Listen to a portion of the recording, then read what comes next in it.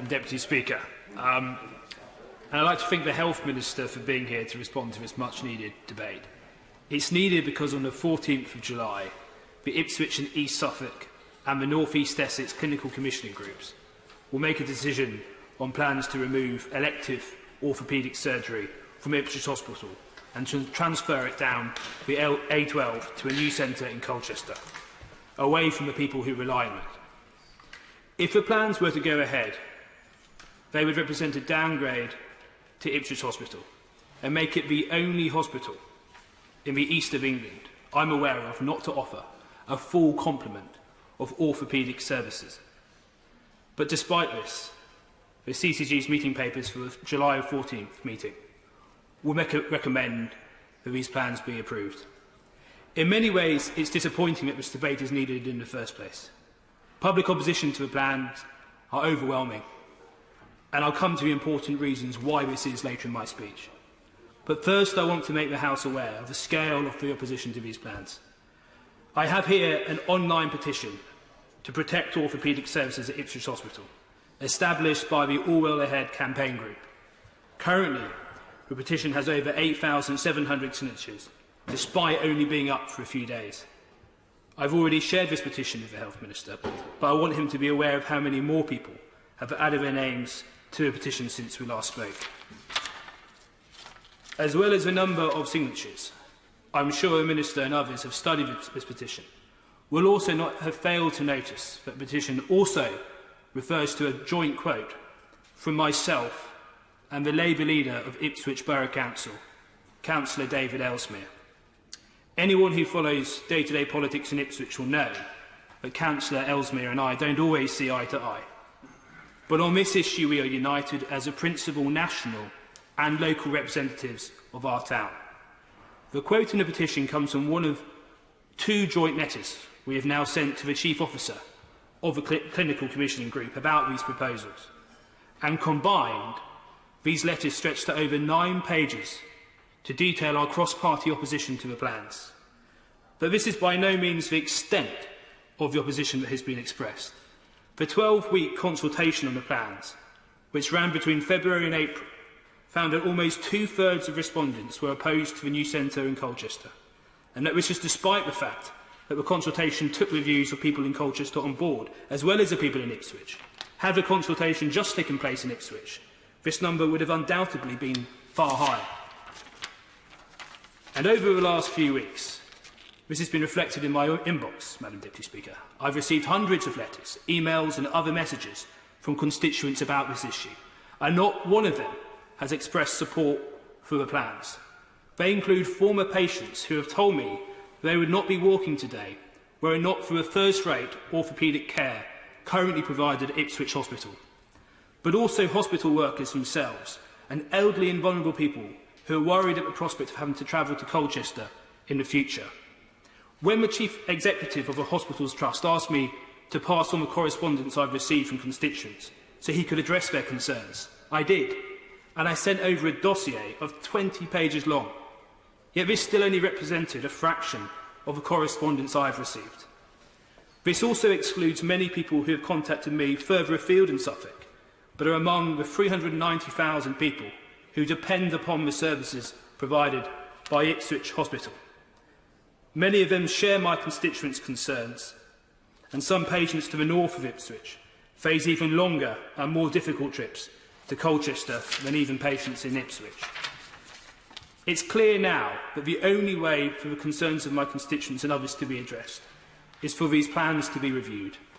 Of course, my overwhelming preference is for the new plans to be drawn up and to invest the £44 million approximately, which is currently earmarked for a new centre, to be invested into both Ipswich and Colchester hospitals. I know that many of the people from across the political spectrum who signed a petition and who have written to me are also tuned into BBC Parliament this evening and are watching what is said here very closely.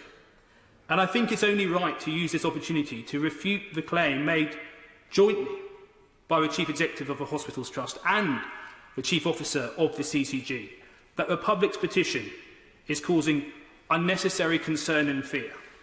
Leaving aside the substance of these remarks for 1 second, I want to point out that this is not the first time that the Chief Executive of a Hospitals Trust and the Chief Officer of the CCG have written a joint letter or made closely aligned statements. Given that the Chief Officer of the CCG will be at the heart of the decision-making process on this issue, it's questionable why he is already so firmly in line with the Trust on their plans. This adds to a widely shared sense that for all intents and purposes, this decision has already been made and that the decision-making process has been compromised. I hope that ministers will consider this very carefully when looking at this issue and how his plans are pushed through against the wishes of my constituents. On the substance of their remarks, I think it's clear to almost everyone, except senior NHS management locally, that it's not the public petition that is causing concerns, Madam Deputy Speaker, but the plans themselves. It's a local NHS management that have failed to make the case for these proposals, and they're the ones who have failed to take the public with them on this journey. And unfortunately, these latest remarks are just more evidence of that same senior management failing to listen to the public. However, the public's concerns do deserve to be heard, and that's why I will set them out very clearly now. Firstly, removal of elective orthopaedic surgery would mean patients in Ipswich have to travel further for their surgery, and there mustn't be an assumption that everyone will have loved ones who can take them to Colchester and back, or be able to take public transport, especially after just having had a hip or a knee replacement. Constituents have also told me how it would also be harder for them to visit their loved ones after undergoing surgery in Colchester and give them crucial comfort and support. Yes, on that point. So just specifically on that point, I do feel for your constituents that are having to then potentially make that extra journey. In my constituency, I'm very fortunate that the Airedale Hospital provide orthopaedic surgery to constituents on a local basis. So does my honourable friend agree with me that it is the right thing to do by providing that local service so that your constituents can benefit in Ipswich? Thank you very much, and I agree with the Honourable Member for Keighley. There is a national challenge when it comes to tackling waiting lists linked to hip and knee replacements. That is, there's not one hospital across this country that doesn't have to meet that challenge. But I think in meeting that challenge, we do need to keep services as local as possible to the people that depend on those services. And that's what I'm arguing here this evening. So far, neither the Hospital Trust nor the CCG have presented sufficient detail about how vulnerable patients will be supported in making the journey to Colchester. And the reassurances we have received about joint working and engagement with the public just don't cut it. This is a major concern among my constituents about the plans, and it's no surprise that people don't support them whilst this crucial element is not in place. Secondly, Ipswich Hospital is currently ranked in the top 10% in the country for both hip and knee replacement. And I would like to thank all the surgeons and staff who work as part of the orthopaedic services. And there are real concerns that the fine quality of care currently available to patients in Ipswich would be diminished when combined with a practice in Colchester. Many of my constituents are currently going through an anxious wait for hip and knee replacements during COVID-19, but the knowledge that they will receive first-class surgery at their town's local hospital provides a great deal of reassurance. Under these plans, however, the surgery would certainly not be at their local hospital, and there are fears that the standard of care could be lower too. I'll give way. Over to my honourable friend and neighbour, it was great to campaign with him in the election. I knew he would be a doughty fighter for his constituents, and he's showing that tonight. But does he agree, however we configure services, the priority must be those people he's talking about who are waiting for elective surgery that's been delayed or cancelled or shifted back many months because of COVID, and we really need to focus on bearing down on that backlog? I think my honourable member, I mean, as I said to the honourable member for Keighley, I'm not blind to the fact that COVID-19 is putting huge pressure on the NHS and hospitals up and down the country, including Ipswich Hospital, where the frontline staff have gone above and beyond to serve my constituents. We need to deal with those waiting times, but we need to do so in a way that keeps services close to people. And it's very important that that happens. Under the current proposals, most of the surgeons in Ipswich Hospital's orthopaedic team would split their time between Ipswich Hospital and the new centre in Colchester. And in many cases, this would mean that the surgeon who operates on a patient in Colchester one day will not be there to make crucial check-ups on their patient in recovery over the following days. Only the operating surgeon is best placed to see how the patient is responding to the surgery that they carried out. And these personal check-ups are also an important source of confidence for patients themselves. The important aspect of high-quality care would largely be lost under the current plans. Questions have also been left unanswered about the impact of the plans on the highly rated emergency orthopaedic practice, which would remain at Ipswich Hospital with doctors and resources diverted elsewhere.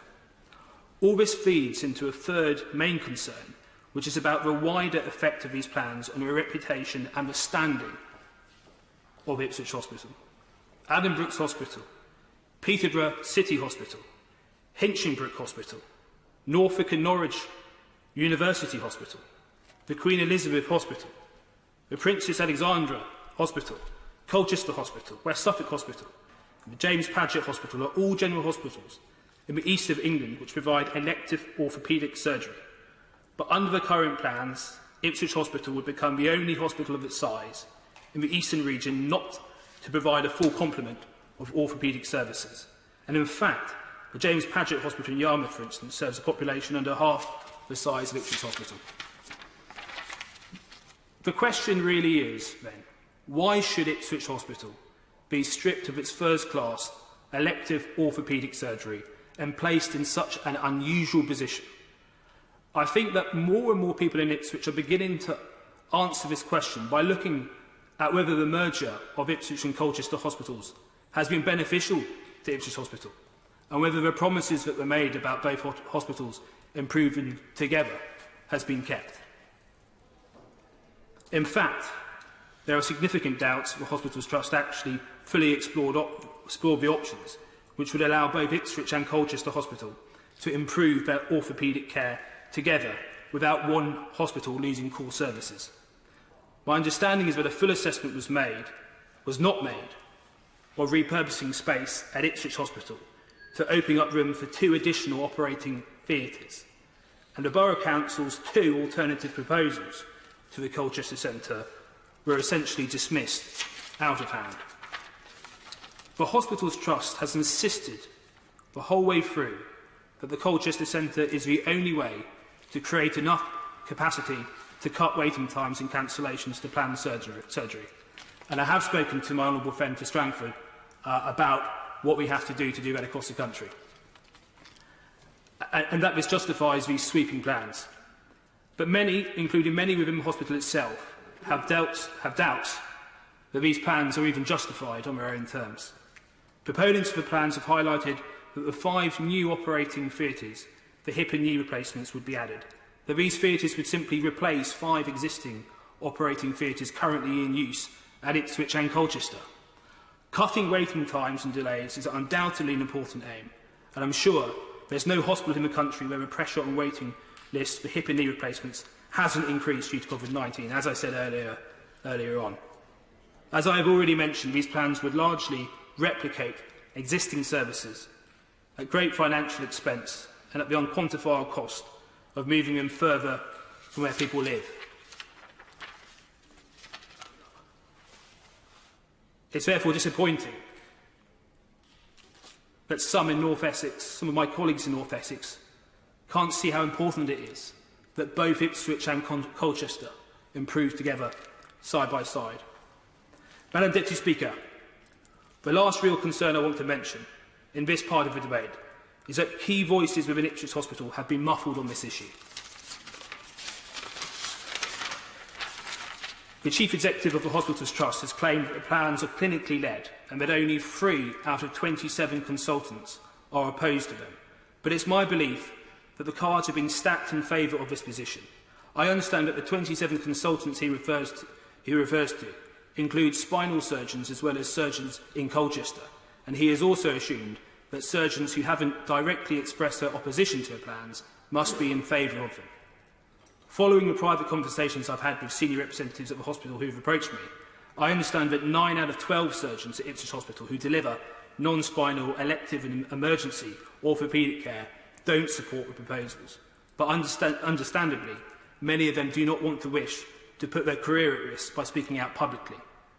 When two of the surgeons did speak out publicly during one of the consultations event, this turned out to be the only consultation event where the audio recording of a public meeting was not uploaded online, and it was only eventually put online when the surgeons themselves pointed this out. Madam Deputy Speaker, to summarise, these plans are incredibly unpopular in Ipswich. The concerns for patients and for Ipswich Hospital's core service are real, and the decision-making process seems to be nothing more than a rubber stamp exercise to push through plans against the wishes of my constituents. When I was elected, when I stood for election to be MP, when I won the great honour of being elected as a Member of Parliament for Ipswich, I said to my constituents that I would fight for them, and I'd fight for them with everything that I have. I love my constituency and I love my constituents, and I know how important the hospital is for them. And that's why I think it's really important to be here today. We do need to deal with the waiting list. We do need to make sure that people don't wait in pain for hip and knee replacements, but we need to do so in a way that keeps services close to people. The merger needs to be about Ipswich and Colchester Hospital thriving together, side by side, and I will work with my colleagues across the region to make sure that's the case. At this late stage, I would ask the Minister to look into the matter, reflect upon it, and meet with me to discuss my concerns before the decision on the 14th of July. Thank you very much, Madam Deputy Speaker. Thank you, Madam Deputy Speaker, and I thank my honourable friend, Madam Deputy Speaker, the member for Ipswich, for securing a debate on this important topic of orthopaedic services at Ipswich Hospital. His commitment to his constituents is commendable and well known. He raised this issue with me when we met very recently and in his recent letter, and I pay tribute to his persistence, the persistence he's shown in ensuring that his constituents' voices are heard on this topic as on all others. Last time, if I recall, he spoke in this House on this matter and I responded. He secured my commitment to visit, which I had the pleasure of doing in February of this year with my honourable friend, and that was a visit I greatly enjoyed. He is undoubtedly a strong voice for his constituents, and of course, when circumstances allow it, I will be very happy to visit Ipswich once again. I also had the opportunity that same day to visit Colchester with my honourable friend, the member for Colchester, who is also a similarly strong voice for the interests of his constituents, his local hospital and the needs of his county, and I pay tribute to him.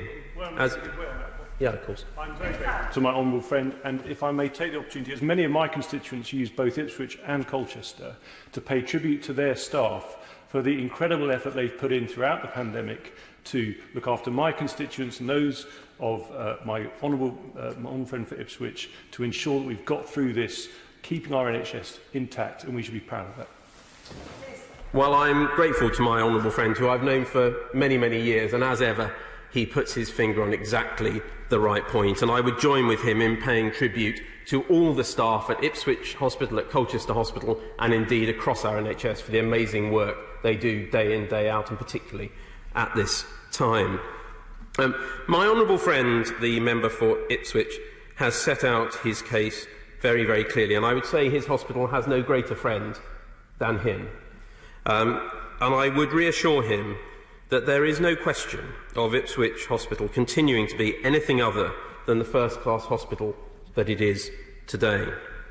Now, he's highlighted in outline a little bit of the background on this issue. In 2015, Suffolk and North East Essex Sustainability and Transformation Plan concluded that change in the organisation of services was needed, particularly in orthopaedic planned surgery. Since then, East Suffolk and North Essex Foundation Trust have been developing a proposal for an orthopaedic elective surgery centre. That proposal, as he's touched on, outlines that the centre would see a roughly £35 million investment in orthopaedic surgery services for the population, offering at least 48 new beds and up to 6 state-of-the-art, ultra-clean operating theatres, providing additional capacity as well for emergency patients across the area. The NHS in Suffolk and Essex ran a consultation between the 11th of February and the 1st of April 2020 on the specifics of the proposal to create an elective orthopaedic care centre in Colchester. But as I've just set out, these plans have been in genesis for many years and have been extensively and widely consulted on. Now, I do note the points raised by my honourable friend in his speech, and indeed those raised in his letter to the Chief Officer of Ipswich and East Suffolk Clinical Commissioning Group recently. And I would encourage the Clinical Commissioning Group to take that letter seriously and to respond fully to my honourable friend as part of the local accountability which is so important to all of our public services. Let me be clear, as I will emphasise again later, this is a process and a proposal that is rightly driven by the NHS at a local level in his and my honourable friend's constituencies. Now, he's right to commend the performance of Ipswich Hospital over recent years, and I appreciate he wants to ensure that for his constituents and for indeed all those who use the hospital, this reconfiguration does not in any way diminish the achievement of his hospital and its staff or have any impact on its other services. Now, he will appreciate that in winter the number of emergency admissions is much higher than it is during the summer. One aspect of this consultation is that it seeks to address planning for this by enabling more beds across the hospitals to be used to meet this demand. Now, I would not seek, nor should I seek, to prejudge the decision that will be reached next week by the CCG on this matter, and it is rightly their decision. But I will set out the rationale that they have set out in putting these proposals forwards. They state that in practice this would mean that if the Orthopaedic Centre were built at Colchester, it would release 24 inpatient beds at Ipswich, where they are indeed needed. The new Orthopaedic Centre would be adjacent to the main Colchester Hospital, but away from the emergency department. Now, I do greatly appreciate the insight my honourable friend has shared from his constituents in Ipswich, who are thankful for the brilliant surgeries they have been able to access in the NHS, indeed something he highlighted again when I went to wonderful Ipswich with him. And when the CCG considers this matter, I would of course expect them to very carefully and respectfully reflect upon the points he and his constituents have made. The proposals reflect the importance of these surgeries, and I hope he and his constituents will welcome the fact that the proposal will not remove access to orthopaedic services at Ipswich hospitals. Indeed, of nearly 46,000 inpatient day cases and outpatient appointments completed for orthopaedic patients at Ipswich last year, only around 3% would move to the new centre at Colchester under what the Trust is proposing.